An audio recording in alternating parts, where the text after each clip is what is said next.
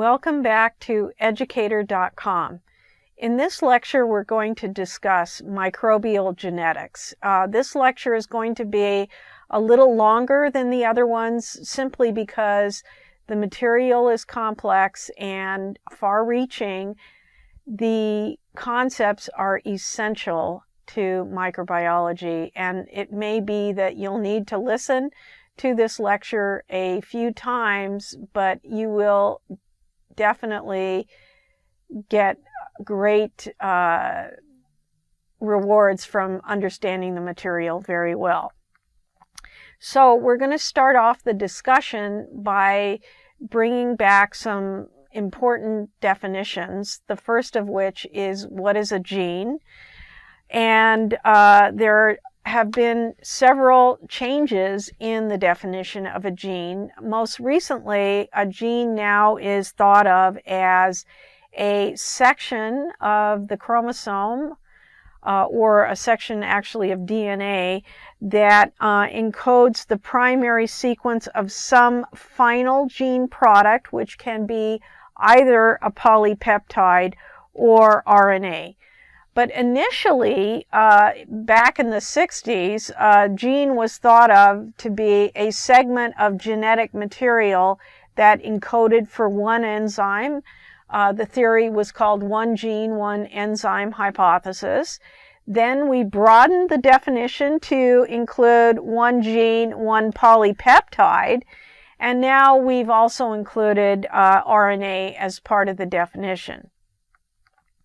So genes can also include regulatory sequences, and these are parts of the DNA that are actually there to regulate the transcription of other genes, and these sequences provide signals that denote the beginning or the end or some kind of influence of the transcription process itself, or the regulatory sequence functions as a place where transcription is begun, or a place where replication occurs, or where recombination occurs. So it's also been broadened to include several different things, but basically the true underlying function is in some kind of way it regulates transcription.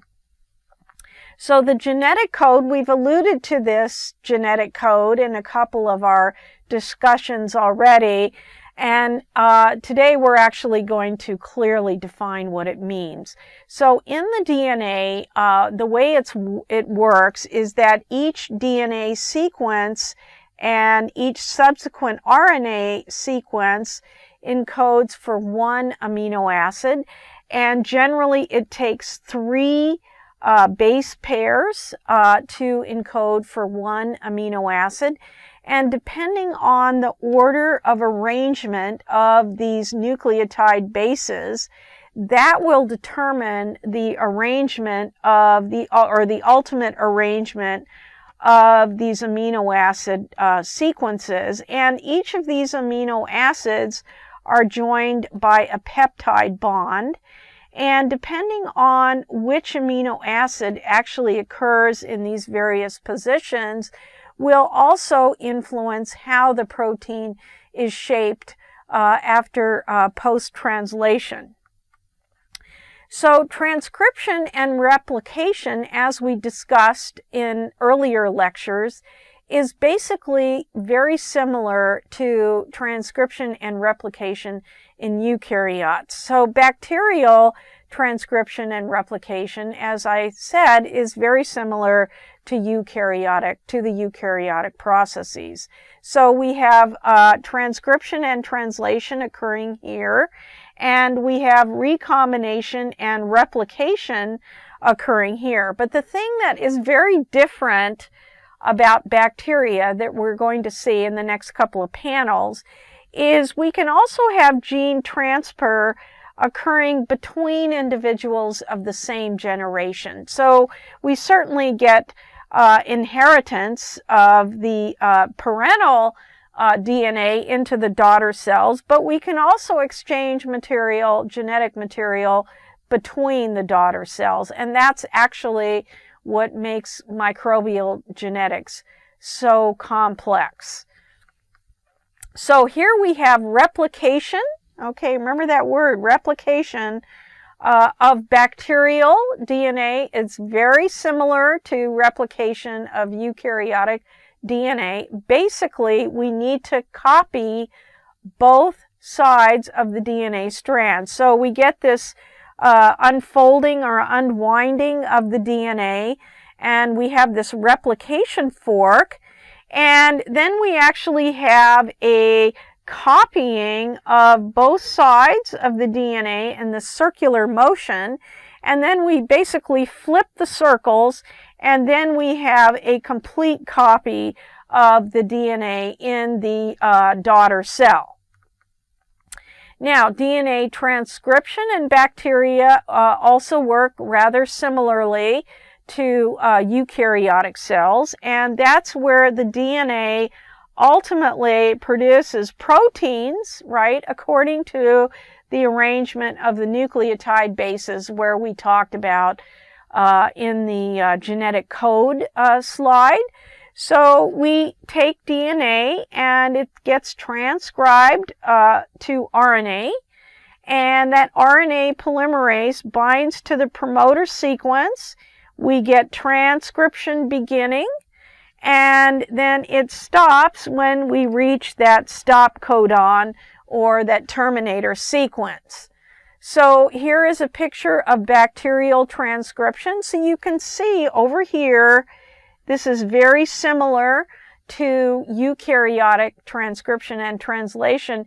However, there is a major difference. What is that difference?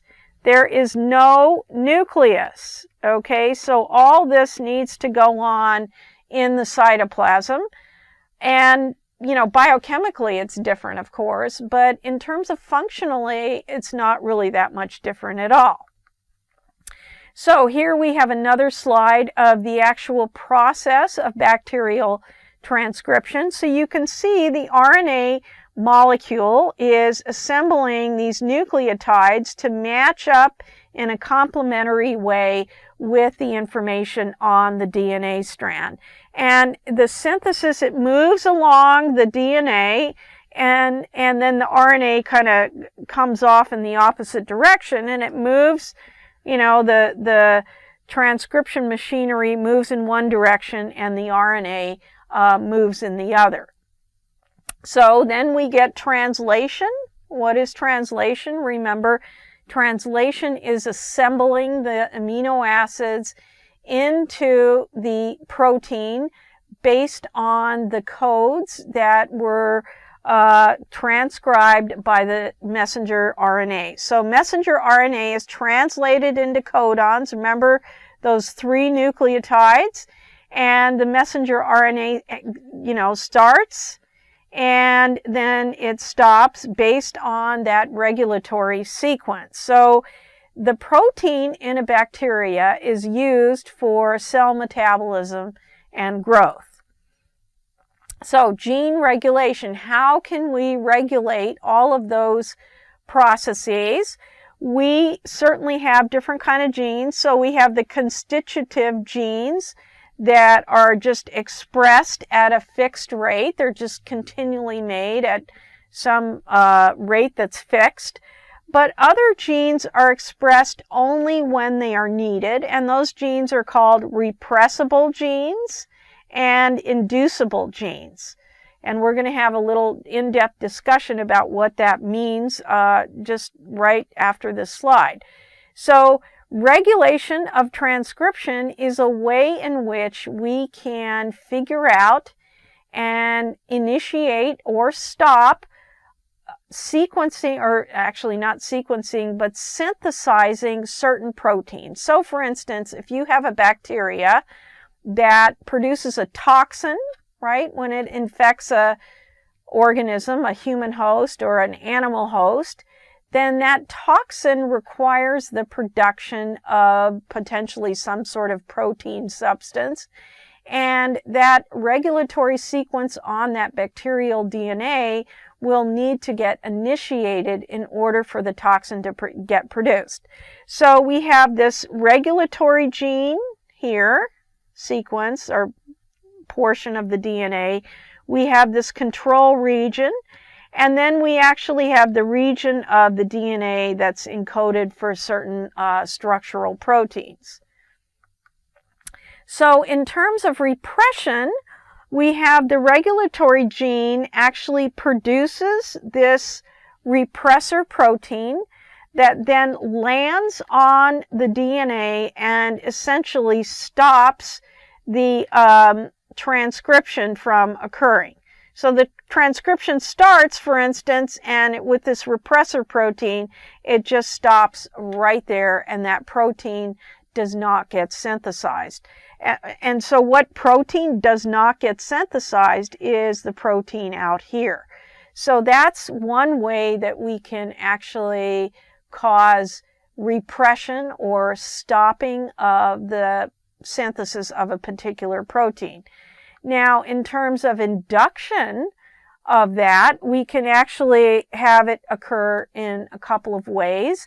So we can either have a secondary molecule called an inducer that will land on the repressor protein and actually inactivate it. So that's one way.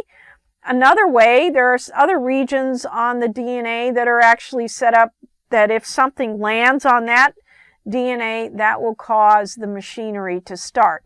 But in this case, we actually stop the repression, and then we get transcription and translation, and then ultimately we get the protein gets produced. And in the case of that bacteria, we get that toxin. Okay, we get that toxin produced by taking away the function of that repressor protein. Now, let's talk about mutation. Now, mutation is another concept that's common to both eukaryotic and prokaryotic cells. And the question, again, has arisen for quite a long time in genetics in terms of defining what a mutation is.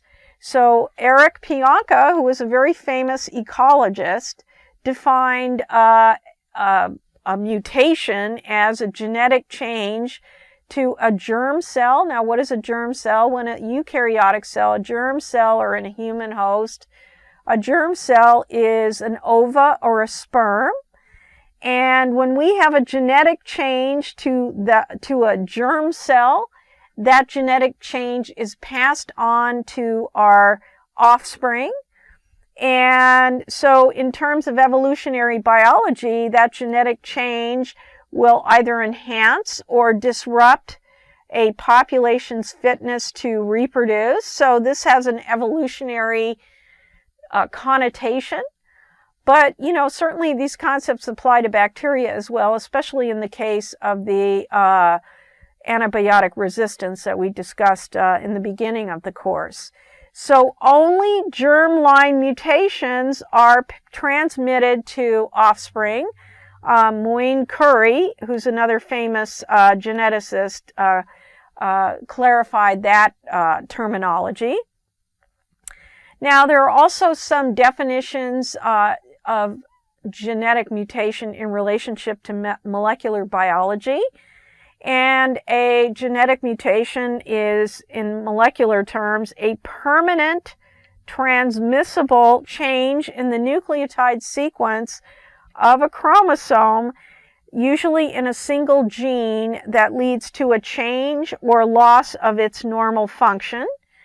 And again, if we have that change occurring in germ cells, that change is transmitted to all the cells in the organism. Now, the other concept about mutations that's important is that mutations are rare. And also they're random. Now, these mutations can be beneficial, neutral, or harmful. And in the respect that they're random, it doesn't matter if the mutation is useful or not. The fact that it occurs at all, it's a random process. Not all mutations matter. Some, if they're integral to particular functioning of some protein, then they do matter, but if they can occur in a part of the DNA that's not a gene or not expressed in that particular manner. And so in that case, not all mutations matter. Somatic mutations, now we were just talking about germline mutations. Now, somatic cell mutations are mutations that occur in cells that are not germ cells. They're not reproductive cells, and they won't pass on to our offspring. So, for instance, if we stay out too long in the sun, our skin cells may have a mutation that's induced in that particular area that got sunburned, but the rest of our body isn't going to have that mutation, just that part of the body that was exposed to too much sun.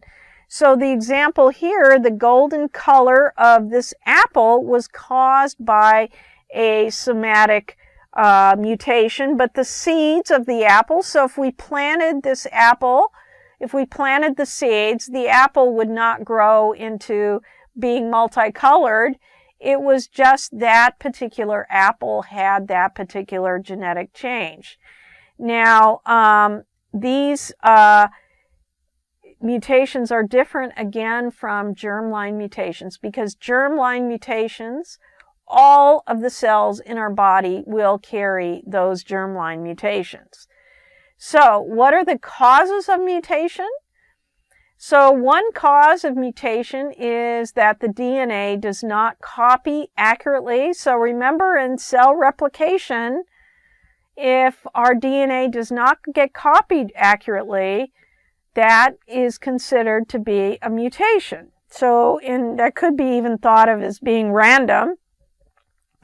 And sometimes that copy of DNA is not quite perfect, and the difference from the original sequence is considered a mutation. Now, external influences can cause mutations, like, for instance, radioactivity, also chemicals, other environmental exposures, heavy metals, certain endogenous factors. These agents cause DNA to break down, various poisons. And, we have these other mechanisms that actually can repair the damage that's caused by these mutations. So if the mutation escapes this repairing, then that cell, especially if it's a germ cell, could go on to produce a mutation in the offspring. So this then is considered a mutation. Now, there are different kinds of mutations. You can have a substitution mutation where one nucleotide base is basically substituted for another. And so, for instance, we could change an A to a G. And you might think, well, gosh, here what we have millions of nucleotide bases. What's the deal if we change one? Well, in some cases, actually, that can make a huge difference. So one really good example is sickle cell anemia. Now, sickle cell anemia is a function of the actual shape of the erythrocyte. Generally, the shape of the erythrocyte is round, and if you look at it kind of as a cross section, it has an indentation, and the shape of that erythrocyte is very specific to being able to carry oxygen. Well, with sickle cell anemia, the shape is not quite the same. It's actually sickles in shape. And what causes that sickle cell anemia is actually one base pair that is wrongfully substituted, and that changes actually the amino acid sequence for the hemoglobin molecule. And because of that, we get a sickling of the erythrocyte, and then the oxygen is not carried efficiently, and we have sickle cell anemia. So there are other examples. So we can have, like we talked about before, we can have a mutation in an important part of the gene, or we can have what's called silent mutations that occur in portions of the gene that don't encode for any particular protein. So, but you can also have a mutation in the stop codon and potentially terminate the synthesis of a protein early and make it incomplete, and then potentially lose the entire function of the whatever protein process that occurs. So there are other kinds of mutations. There's an insertion type of mutation where you get additional base pairs inserted into the genome, and you can have a deletion where you get some nucleotide bases deleted, and you can see that it makes a difference in terms of the sequence of nucleotide bases, and that certainly can go on and change the sequence of the amino acid in the protein. So there are other kinds of mutations. There's what's called a frameshift mutation. And a frameshift can happen, for instance, if you have one base pair deleted, but then when the DNA is replicated or transcribed even, it shifts the whole reading over, and what was one amino acid sequence now becomes something different. And these are called frame shifts, and it's a great example above in terms of that. So it's just like with words, if we omit a letter in, this particular sentence or part of a sentence, then it changes the complete meaning of everything. So these codons are not parsed correctly, and that changes the protein or potentially causes it to lose its function. So how do these principles apply to bacteria? So that's what we're going to utilize the latter half of our lecture today, is thinking about how these principles apply to bacteria, because the ways in which these bacteria replicate and pass DNA between bacteria, either across generations or within the same generation, is really what makes bacteria such a challenging organism to fully understand. So we can have different kinds of genetic recombination in bacteria. We can have vertical gene transfer, where just like in eukaryotic cells, we take the parent cell and then we pass the DNA completely to the daughter cells. But then we can have this situation where we can have horizontal gene transfer, where the genes within the same generation can transfer. So for those of us who have siblings, right, it would be the same thing if our siblings, or we could exchange DNA with our siblings and end up with all kinds of different characteristics that weren't inherited from our parents. So genetic recombination, just, in general, in both kinds of cells, is when you have crossing over. And so you have a donor DNA and you have the recipient chromosome, and during meiosis, when these genes segregate to the various daughter cells, you can have a situation where you get this chromosome breakage, and then you can have a piece from one chromosome going to the other, and essentially you get an exchange these pieces of chromosomes. So then the new recombined version now has a pink section in the gray chromosome and a gray section in the pink chromosome. Now this is all very simplified, but this is exactly what happens with recombination, and you can have these characteristics that wouldn't normally occur except for this process of recombination.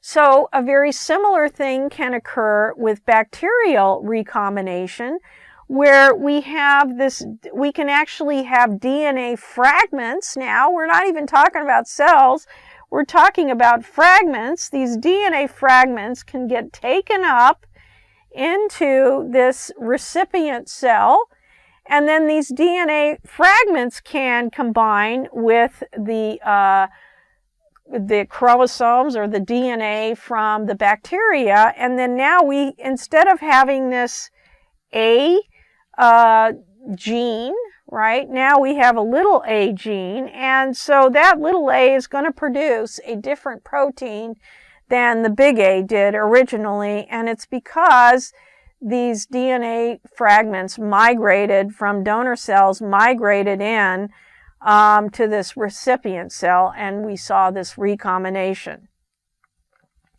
Now, here's another kind of genetic exchange, so to speak, and this is an actual dramatic one.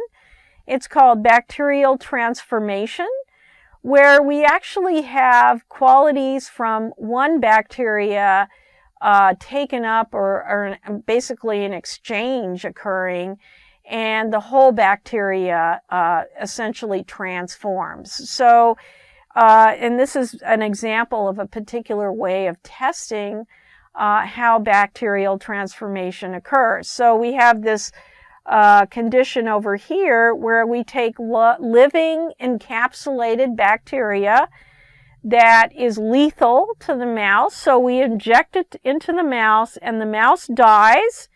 And then we isolate these colonies of these bacteria from this dead mouse. And now we take living non-encapsulated bacteria, which is benign, okay, and we inject those bacteria into the mouse, and the mouse survives. And we colonize those bacteria. And then what we do is we take this encapsulated bacteria that we got over here, and we heat kill it. So we take away the lethal properties. We inject it into the mouse, and there were no colonies isolated. The mouse remained healthy. Now we take living non-encapsulated and heat-killed encapsulated. So basically, we're combining these two here. Okay, we're combining these two types of bacteria, and then we're injecting it into the mouse. Now, clearly, there was an exchange between these two bacterial types, and now we have a lethal, so the lethal form, or the lethal property, combined with the other benign bacteria, and now we have the mouse. So essentially, this produced a fatal form of the disease. So it's because we had actually a transformation, where we had an exchange, and then we had a transformation. So another property of bacteria is called conjugation. And we talked a little bit about this in an earlier lecture, where we actually exchange this plasmid. And so here we get this F factor plasmid that gets replicated and passed over to this other bacteria. Remember the pili, that's what this structure is here. And so we can get a recombination, so we can actually exchange the plasmid, and we can also, down here, we can actually incorporate the plasmid into the bacterial chromosome. So, and this is just another picture of another way that we can have conjugation. So we can have replication and transfer of part of the chromosome. So we can have the gray part of the chromosome being replicated, and then it's actually incorporated into this recombinant bacteria. So this is another way that we can interject a chromosome and DNA from one bacteria into another. Now, here's another way that we can have what's called transduction. And transduction happens by a bacteriophage. Now, bacteriophage is thought of as a virus to bacteria. So basically, we have this virus, right, that infects a bacteria, and that phage actually injects its phage DNA into the bacteria. And so then the bacteria replicates, or actually the phages all replicate within that bacteria. And not only does the phage have its own DNA, but then the phage also takes up the DNA from the bacteria. And then the phage goes to another, uninfected bacteria, and it injects, or it carries the bacterial DNA and infects a new host cell. And that new host cell now has part of that donor bacterial DNA that came to the bacteria through a bacteriophage. So when we get to the virus lectures, we'll see that eukaryotic cells can incorporate viral DNA as well. But in this case, we're actually transmitting bacterial DNA to other bacteria organisms. So this is another way that we can transfer DNA. So let's talk a little more about plasmids. So what are plasmids? They are a self-replicating gene that contains circular pieces of DNA, okay, that exist independent of the bacterial chromosome. So there's several kinds of plasmids. The F factor plasmid is a conjugative plasmid that carries genes for pili, for the transfer of the plasmid to another cell. So basically, the gene carries its own machinery for transmitting to other cells. Now, other plasmids encode for proteins that enhance the pathogenicity of a bacterium. So E. coli pathogenic plasmids enhance the toxin production and bacterial attachment. So we can have benign E. coli, and then we can have E. coli that have this pathogenic plasmid. And once they get the pathogenic plasmid, then they can be disease-producing. And they can enhance toxin production and bacterial attachment to what? To the actual intestinal epithelium.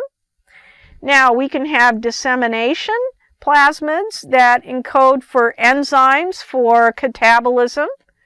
Okay, so these plasmids actually cause a breakdown of some sort of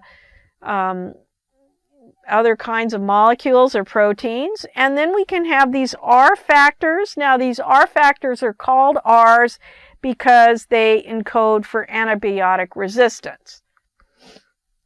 So remember, the R factor is a type of plasmid that when it gets encoded into the genome of the bacteria can actually cause the bacteria to develop antibiotic resistance. So in other words, if we have, right, our antibiotic lecture, if we have, we're giving antibiotics to our patient and we eradicate all bacteria except for a few, and those few happen to have an R factor plasmid, we can transmit that R, right, to bacteria that don't have R, and then we can transform those bacteria to actually be now resistant to the antibiotic. So this is actually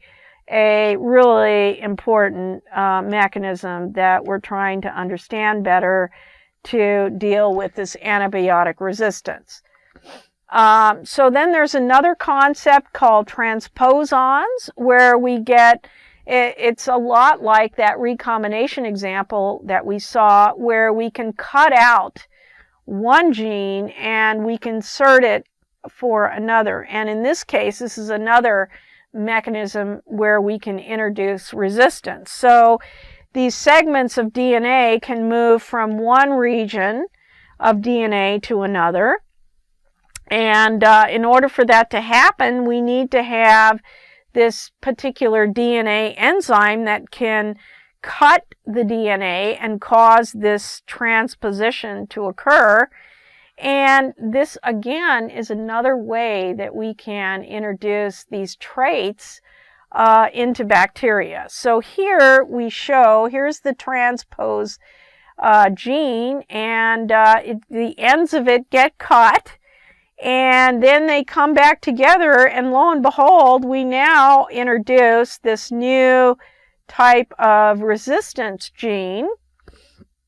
And that is a way in which we can introduce antibiotic resistance. So we've covered now several ways in which this recombination and exchange of genetic material can occur between bacteria of the same generation, and of course the traditional way of passing across or actually vertically going from one generation to the other. So what is the process called where we have a pathogenic and a non-pathogenic bacteria combining to produce a lethal combination? Remember the mouse example, that is called bacterial transformation. Okay, that's important. The way you need to study this material is by fully getting an understanding of how they work, and then classifying like the several different types of recombination, the transformation, the different vertical gene exchange, horizontal gene exchange, and so forth. So the next example is, what type of mutation do we have where one base exchanges for another? Remember, that was substitution. Is that important? Yes, it is. Remember our example, sickle cell anemia. It's very important. But it can be silent too. It can be silent, or if it's in a sequence that's red, in terms of replication and transcription and translation, then that can certainly change the function of the protein. Now, the third example, which type of transfer results in the exchange of genes among cells of the same generation? Okay, so you got to remember, there's vertical, okay, and vertical pertains to parents and offspring, and horizontal, right, refers to exchange of genes from the same generation. So that's a way in which you can distinguish between the transfer of genes. Now, as we have discussed in today's lecture, there are several ways that you can have this horizontal transmission. Remember, there's plasmids, okay, and then there's those different types of recombination, okay, and there's the transposons, okay. So these are just some of the ways in which bacteria can exchange DNA. So that's it for today. Thank you very much for visiting Educator.com. We appreciate your input and your attention to what we have discussed.